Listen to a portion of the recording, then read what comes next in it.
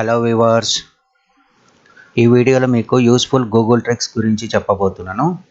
అవేంటంటే, మీరు ఎప్పుడైనా ఏదైనా నంబర్ రాస్తారు కదా, అంటే 1000 అనేసి రాస్తే మీకు అది వర్డ్స్లో ఎలా కన్వర్ట్ కావాలనేది ఈజీగా చెప్తాను. ఏంటంటే, మీరు జస్ట్ గూగుల్ క్రోమ్ ఓపెన్ చేసేసి, సపోజ్ నేను ఓపెన్ చేసిన తర్వాత టైప్ చేస్తాను 1200 అని టైప్ చేసేసి ఈక్వల్ టు ఇంగ్లీష్ ఇంగ్లీష్ అని కొట్టండి. మీకు అది వర్డ్స్లో వచ్చేస్తుంది 1200. అలా ఎంత పెద్ద నెంబర్ ఇచ్చినా కూడా అది చెప్పేస్తుంది మీకు.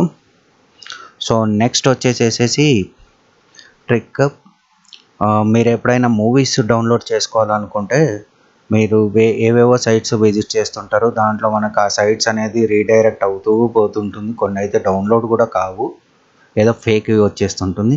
సో అలా కాకుండా మీకు జెన్యున్గా ఖచ్చితంగా దొరికే మూవీస్ ఏవైతే ఉంటుందో అది గూగుల్ డ్రైవ్ నుండి డౌన్లోడ్ చేసుకోవచ్చు. అది ఎలా అంటే, గూగుల్ క్రోమ్ ఓపెన్ చేసేసి సమ్ మూవీ నేమ్ కొట్టేసేసి గూగుల్ డ్రైవ్ అని టైప్ చేయండి. ఇలా టైప్ చేసిన తర్వాత ఎంటర్ కొట్టగానే మీకు లిస్ట్ ఆఫ్ గూగుల్ డ్రైవ్లో ఏవైతే మూవీస్ సేవ్ అయి ఉన్నాయో ఒకవేళ ఉంటే ఆ మూవీ మీకు చూపించేస్తుంది. అప్పుడు డైరెక్ట్గా మీరు డౌన్లోడ్ చేసుకొని చూడొచ్చు. సో నెక్స్ట్ ట్రిక్ వచ్చేసేసి మీకు గేమ్స్ గురించి అండి. గేమ్స్ అంటే ఏంటంటే, మామూలుగా మనం వర్క్ చేస్తున్నాం కాబట్టి హోమ్ నుండే మనకు రిలాక్సేషన్కి కావాలి 5 నిమిషాలు, కానీ బయటికి వెళ్ళలేము. సో మీకు టైంపాస్ కావాలనుకుంటే అప్పుడు మీరు గూగుల్ క్రోమ్ ఓపెన్ చేసేసి దాంట్లో టైప్ చేయండి ప్యాక్మ్యాన్ డూడల్ అనేసి. మీకు ప్యాక్మ్యాన్ డూడల్ అనేసి టైప్ చేయగానే మీకు ఇలా వచ్చేస్తుంది. సో ప్లే కావాలనుకుంటే ప్లే ఆడొచ్చు, ఏ గేమ్ అంటే ఆ గేమ్. సో ఇంకా లిస్ట్ ఆఫ్ గేమ్స్ కావాలనుకుంటే ఇక్కడ కింద యారో ఉంది కదా, ఆ యారోని క్లిక్ చేయగానే మీకు ఇగో ఇలా వచ్చేస్తుంది. టిక్ టాక్ అంటే టిక్ టాక్ వచ్చేస్తుంది. తర్వాత మీరు సెలెక్ట్ చేసేసుకొని ఏదైనా మూవీ అనేది ఆడొచ్చు.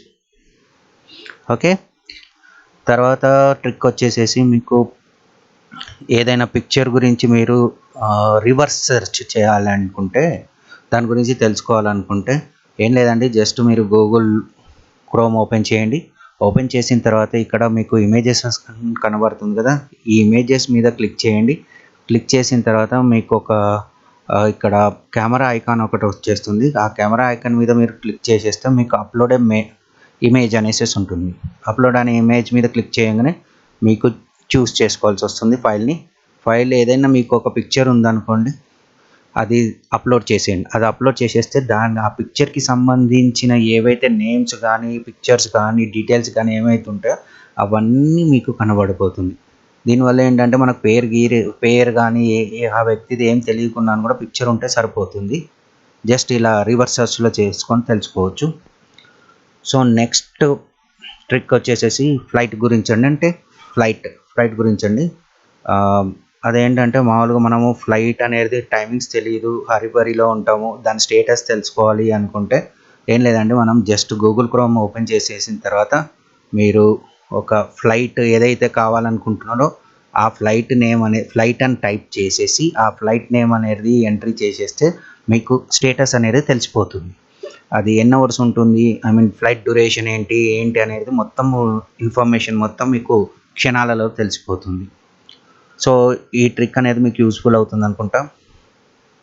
తర్వాత ట్రిక్ వచ్చేసేసి ఏదైనా సరే మనము సెర్చ్ చేయాలనుకుంటాం, అంటే ఆల్టర్నేటివ్ కానీ ఏమైనా దొరికితే బాగుండు, లేకుంటే ఆల్టర్నేటివ్ ఏమైనా ఉన్నాయా అనేసి తెలుసుకోవాలనుకుంటాం.